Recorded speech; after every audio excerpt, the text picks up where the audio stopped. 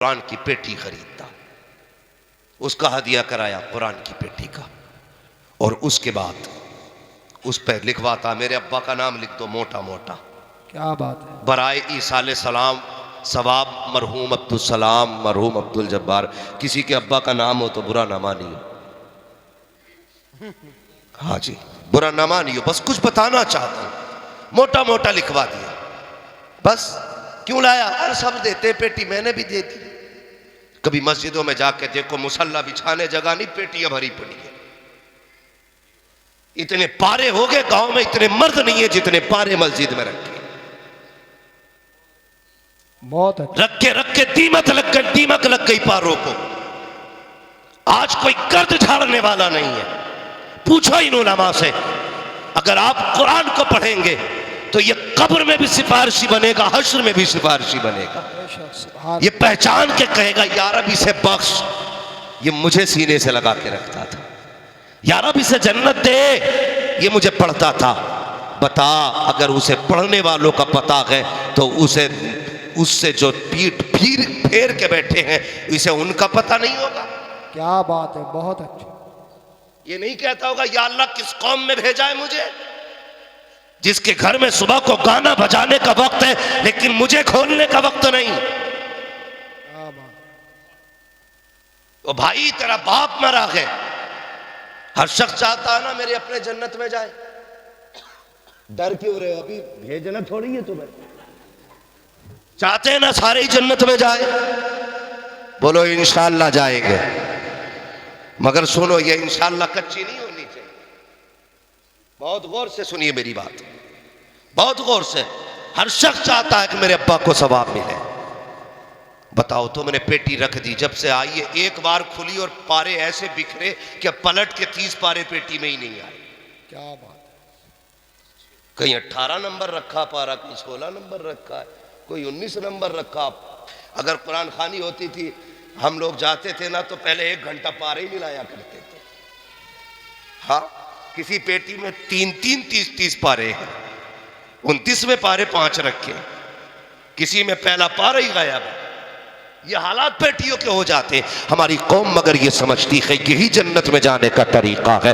प्यारे सवाब तब मिलता है जब कुरान पढ़ा जाता है। कुरान उस वक्त हो जब पढ़ने वाले मौजूद हो और उसे पढ़ाया जाए, सिर्फ पढ़ा जाए उसे। दीमक के खाने के लिए ना रखा करो, गर्द लगाने के लिए मस्जिद में न लाया करो। अगर चाहते हो बाप का इंतकाल हुआ है और वो जन्नत में जाए तो मार्केट ना जा, इदारे में आ जा, अल्लामा से आके पूछ। वो बच्चे बताओ जिनके कपड़ों पे गर्म कपड़े नगी है, जिनके बदन पे हुजूर की रजा के लिए गर्म कपड़े दिलाना चाहता हो, वो कमरा दिखाओ जहां बैठ के कुरान वाले पढ़ा करते हैं। अगर गर्मी में पढ़ते हैं तो पसीने आया करते हैं, उनके गर्म कमरों में ठंडी हवा का इंतजाम नहीं होता है।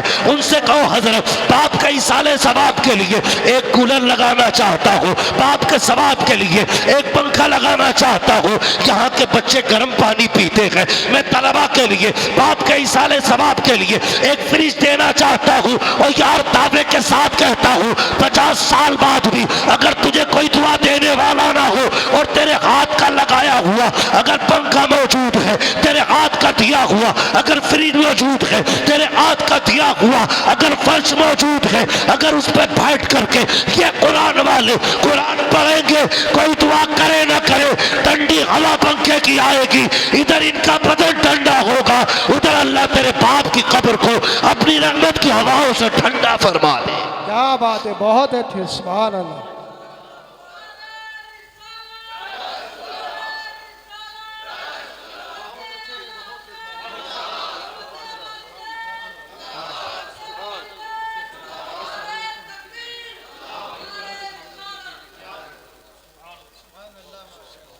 भाई बुरा ना मानिएगा, बरेलवी हूं।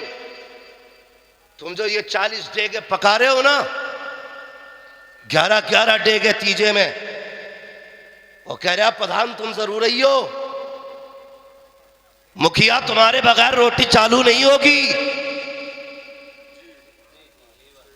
और इसे सबसे बड़ी सुन्नियत समझ रखा है हमने, कोई सवाब नहीं मरने वाले को, उसके नाम पे गुनाह और हो रहा है। अगर सवाब ही चाहते हो तो जो तुमने 3-4 डेगे बनानी है ना, उनका पैसा उठा मदरसे में ला के देते। एक ईंट लग जाएगी, जब तक इदारा रहेगा तेरे बाप की कब्र में रहमतें बरसती रहेगी। बेशक, क्या बात है, सुभान अल्लाह, बहुत अच्छा। लोग कहते थे ना हजरत जी के, पहले कहते थे जीना मुश्किल है, अब लोग कहते मरना मुश्किल हो गया।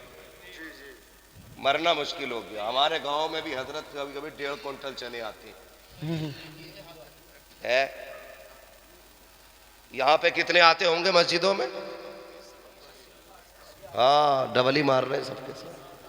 50-60 किलो भी आ जा रहे हैं।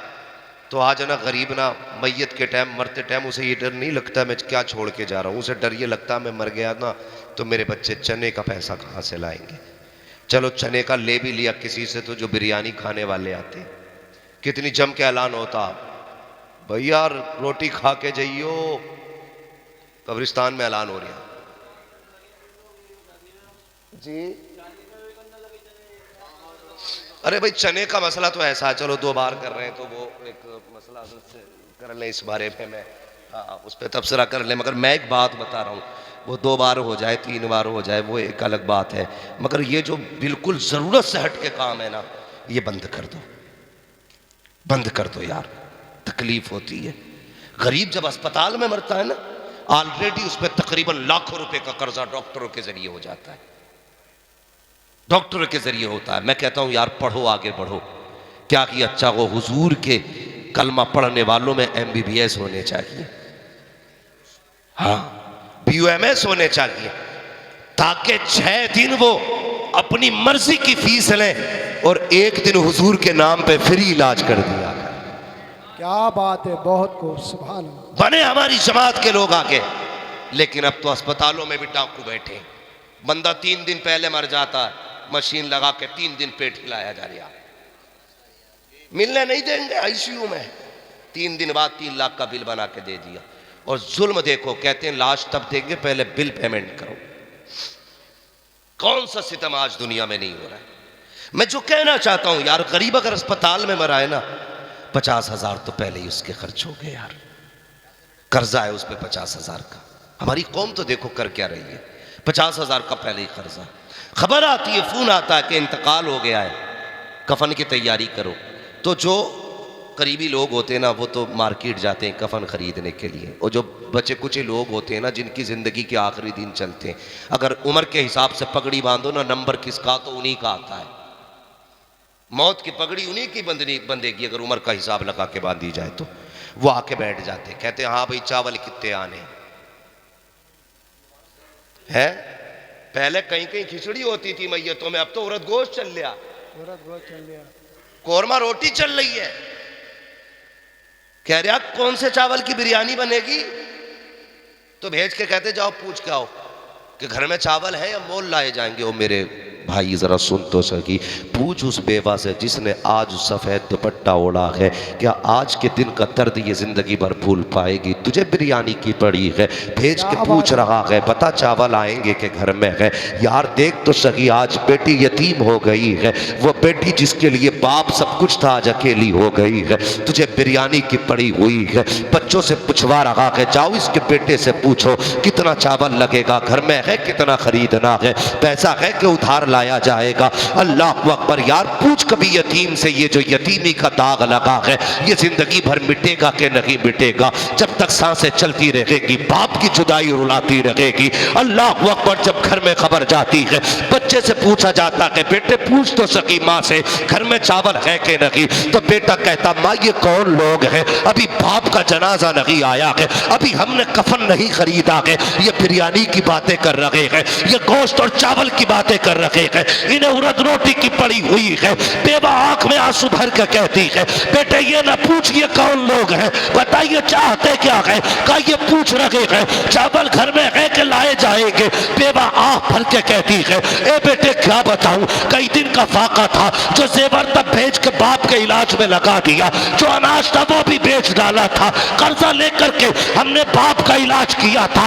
अब इनसे कह दे हमारे घर में एक दाना नहीं है, जाओ जा करके खरीद लो, हम कर्जा बाद में भरते रखेंगे। और मेरी कौम के जवानों, अगर एक दिन मैयत की रोटी नहीं खाओगे तो मर नहीं जाओगे, अगर बेवा को परेशान नहीं करोगे तो तबाह नहीं हो जाओगे। और तुम्हें खुदा का वास्ता ये मसला के आला हजरत नहीं है, मसला के आला हजरत ये है, अगर तुझे पता चला था कि कोई गरीब दुनिया छोड़ के चला गया है, अपने पीछे बेटी छोड़ के गया है, यतीम बेटा छोड़ के गया है, और यार भूखा ना जाता, अपनी जेब में 500 का नोट जाता लेकर के जाता और मैयत के घर पूछता, जाके कहता बताओ इसका बेटा कहाँ है, तो किसी कोने में बेटा रोता दिखाई देता, फिर पूछता बेटी कहाँ है, तो कोई दिखा देता, ये जो बेहोश पड़ी है ये बड़ी बेटी है, और जिसके मुंह में पानी डाला जा रहा है ये छोटी बेटी है।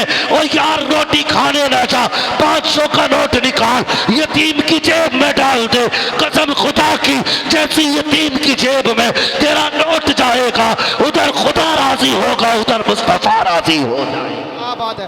दारे तकबीर, दारे रिसालत, मसलके आला हजरत, बस्ती बस्ती करिया करिया, इल्म दारिया फैज का दरिया, अजमत वालिदैन, दश में दस्तार बंदी, उलमा अहले सुन्नत।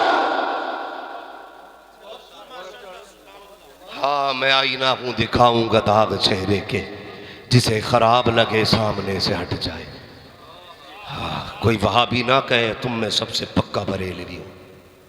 हाँ खुदा के वास्ते बदलो यार, बदलो, ऐसे हालात बना दो कि फिर गरीब को मरने की फिक्र ना हो, मरने की फिक्र ना हो। हाँ मैं एक ऐसे शायर को जानता हूँ, नाम नहीं लूँगा, आखिरी वक्त उम्र तकरीबन 40 साल की हुई, उनके मुंह में कैंसर हुआ था, तो वो रूई लगा लगा के नात पढ़ते थे। किसी ने कहा कि हजरत इतनी नाते, और ये जख्म से खून बहता था, मगर 2-2 तोलियाँ लगा के पढ़ते थे। किसी ने कहा हजरत इतना हाई कैंसर है और आप फिर भी नात पढ़ते हैं, तो वो कहते थे यार बस ये फिक्र खाई जाती है, मेरे बाद मेरे बच्चों का क्या बनेगा।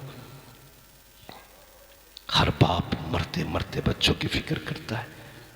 मैंने तो यहाँ तक उलमा को फरमाते सुना है, जब रूह दरवाजे पे जाती है ना तो पलट के एक बार घर की तरफ कहती है, ओ लोगों ख्याल करना, अपने पीछे यतीम भी छोड़ के जा रहा हूँ, बेवा भी छोड़ के जा रहा हूँ, मेरे यतीमों का ख्याल रखना, मेरी बेवा के कपड़े ना उतरवाना, मेरी बेटी के कपड़े उतार के रोटी मत देना। खुदा के वास्ते बदलो अपने आप को, किसी के घर के लुटेरे ना बनो, बन सको तो सहारा बन जाओ, सहारा बनो यार, बोझ ना बनो, बोझ उठाने वाले बनो। कोई मरे तो फख्र से मर जाए और ये सोच के मरे हुजूर का उम्मती हूं, दुख कोई नहीं है, मेरे हुजूर ने सारे कलमा पढ़ने वालों को भाई बना डाला है। एक दूसरे का बोझ हल्का करो, चने उतनी मंगाया करो जितनों की जरूरत हो, जितने की तादाद हो जाए पूरी। ये नहीं है, ये भी तो मसला है ना हजरत, अगर किसी को चने ना मिले अगली बार पढ़ने ही नहीं आता, कहता मुझे तो मिले ही ना थे चने, मुट्ठी भर भर के चने चल रहे, वो बांटने वाले भी इनके बाप का कौन सा जा रहे यार, ऐसे हाथ डाल, ऐसे लोग है, चने खाने आया था कि बख्शवाने आया था। यही वजह हजरत 3-3 बार चने हो जा रहे हैं, लेकिन अब्बा ख्वाब में फिर भी पिटता हुई दिख रहा। मसला है पहली बात तो 1.5 क्विंटल चना आ गया, जब चने देखे तो कहे यार कैसे पड़े जाएंगे, और जब बटने का नंबर आवे तो कहे बड़े थोड़े हैं यार। हालात देखो, हमारे हालात देखो। और मैं ये बात भी कह जाऊं, जिन्हें हजरत कुरान नहीं आता ना, हमारे यहाँ रिवाज है ना, जो कुरान पारा पढ़ेंगे उन्हें डबल हिस्सा है, और जो चने पढ़ेंगे उन्हें सिंगल हिस्सा। तो ना भी आता तो भी पारा लेके बैठ जा, कि दो मुट्ठी ना मारे जामे कहीं, कहीं दो मुट्ठी चने ना मारे जामे। तो क्या उस गरीब को 4 हिस्से चने भी ना लेने दोगे? 5 टाइम की पढ़ा रहा, मैयत भी वो पढ़ा रहा, उसके भी बंटवाओगे? चुप, बात सुन, तवज्जो है आपकी? तो कभी कभी मस्जिद में जाते ना, मैं अक्सर जाता हूँ हजरत ना, तो मैं चनों में बैठता हूँ, क्योंकि आज हमें ना कलमे की तादाद पूरी करनी है।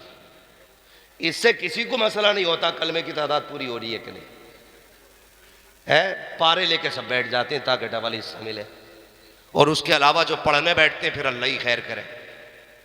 उनका हाथ देखो, वो कह रहे ना तेरे कितने गए हुए हैं, गन्ना कट गया, चना बराबर गिर रहा, सारे हिसाब मैयत में लगा रहे हम लोग, धोखा कर रहे हैं हम लोग ये। और जो पढ़ते भी हैं उनका तलफ्फुज सही नहीं। एक जगह सुना ना कलमा सुनिए तो कह रहा है हालात ये, मदरसे नहीं जाते हम लोग और उलमा पे हंसते हम, हमारे बच्चों को कलमे तक याद नहीं है। हमारी लाइल्मी की वजह है आज मज़ारों पर जाहिलों का, नशेड़ी सटेरियों का कब्जा है। हाँ, ये इंजीनियर बना बैठा है, बीवी कहते 3 दौड़े पड़े, 3 उस मज़ार पर उतरेंगे। इसने चाहे 18 नहीं 36 घंटे पढ़ाई की हो, इतना बड़ा गधा लेके चल दे मज़ार पे। अबे पूछना मौलवी से, इसके जादू टोले कहाँ उतरेंगे? मज़ारों पे चादरें चढ़ाने से उतरेंगे तेरी बीवी के? मेरी बीवी ने वहां पे ना वो बोल दी थी देग कोई पकागी।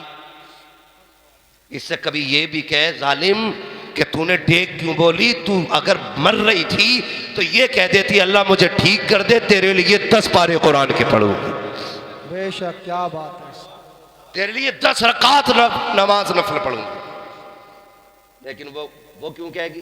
क्योंकि ये तो खुद MBBS ढूंढ के लाया था। बाप कह रहा नहीं जी मैंने कुरान बेटी को पढ़ाया। नहीं, ये नहीं चलेगा। बताओ कैमी पास है, यही कह रहा ना, कैमी पास है, क्या हाई स्कूल पास है? क्या ठीक है चल जाएगी। जब लाया हाई स्कूल पास तो कभी इसका मज़ार कभी उसका मज़ार, इसका दिवाला निकाल दिया। इसे क्या पता नवाफिल क्या है और मन्नतें क्या है? इसे तो यही पता था मज़ार पे जाओ तो दौड़े उतर जा। सारे भूत यही उतारे हैं। ये भूत मज़ारों पे जाने से उतरते नहीं, चढ़ जाते हैं। सुन ले। और कभी भी बहन बेटी को मज़ार पे न लेके जाना न भेजना,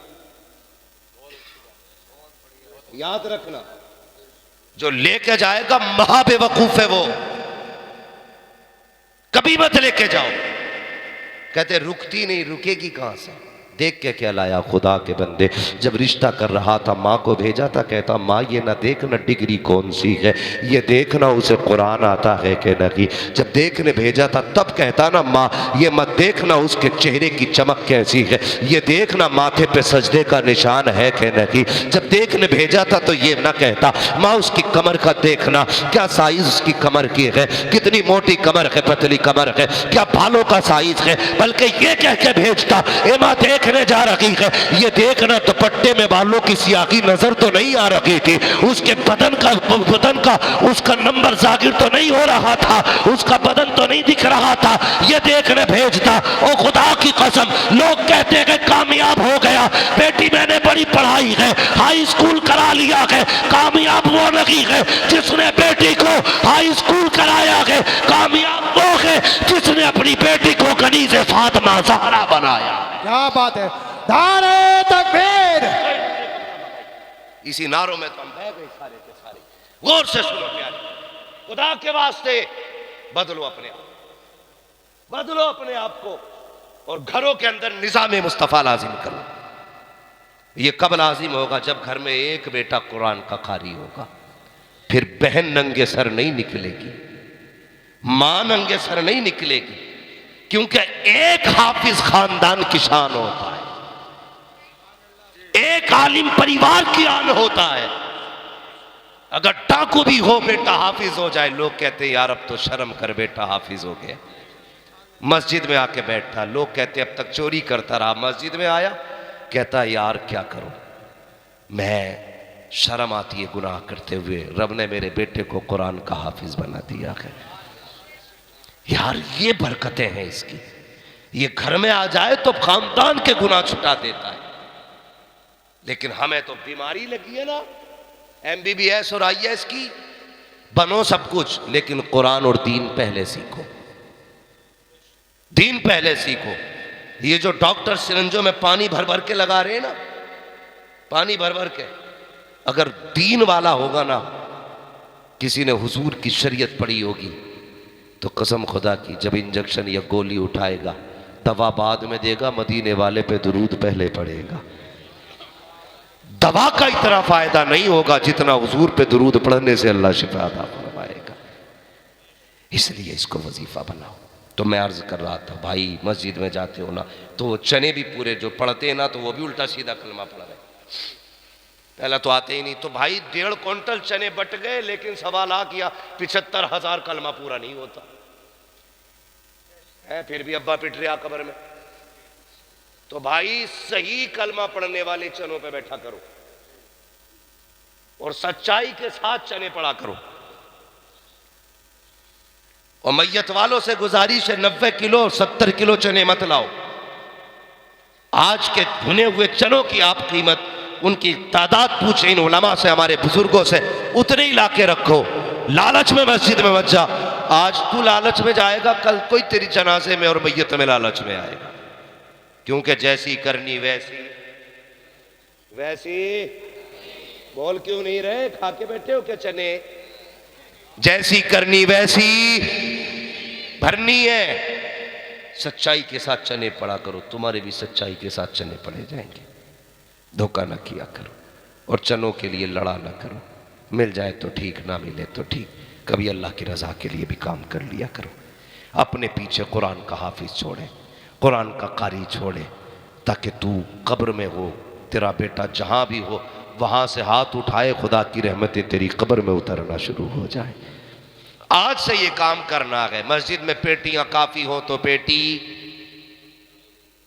पेटी, सारे बोले पेटी।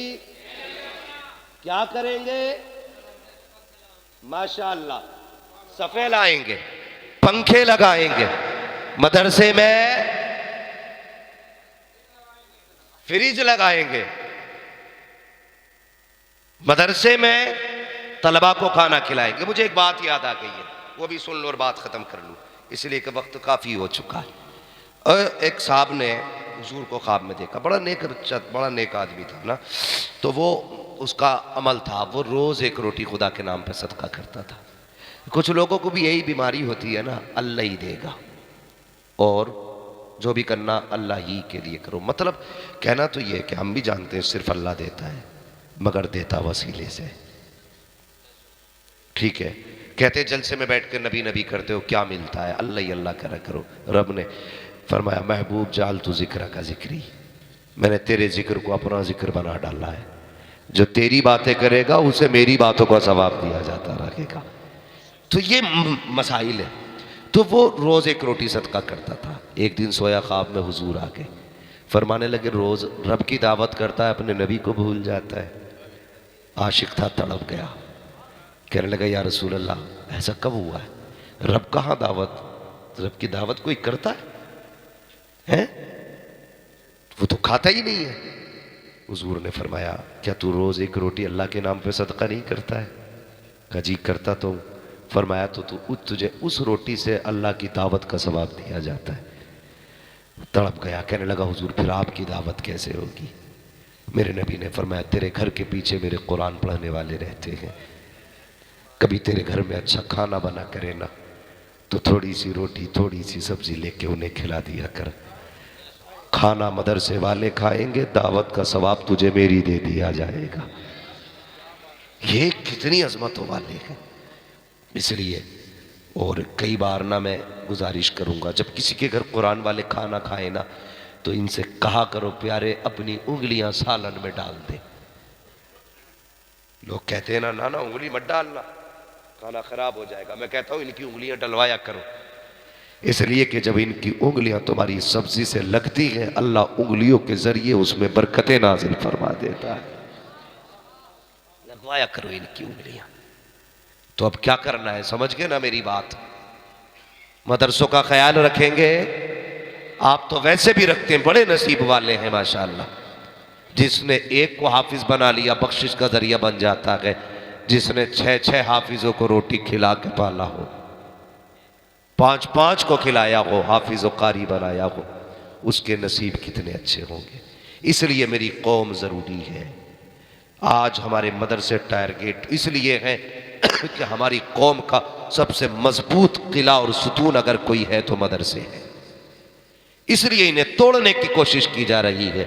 और दुनिया को बता दो ये इदारे, ये मदरसे तुम्हारी भीख पे नहीं चला करते, ये इदारे, ये मदरसे मदीने वाले के करम पे चला करते हैं और वाकई हुजूर के करम पे चलते हैं। दावे के साथ कहता हूं, जिन मदरसों में खाने का इंतजाम नहीं हो, बच्चे फाके से हो, ये तुम्हारे दरवाजे पे नहीं जाते, ये रात को मुसल्ला बिछाते, कहते या रसूल अल्लाह घर भी आपका मेहमान भी आपका, ये भूखा रहा, हमारी रुसवाई नहीं होगी, दुनिया आपको क्या कहेगी। ये रो के दिखा देते हैं, सुबह होने से पहले रिज्क मदीने से भेज दिया जाता है। अगर तुम्हारी जेब से मदरसे में पैसा आया तो ये मत सोचना तूने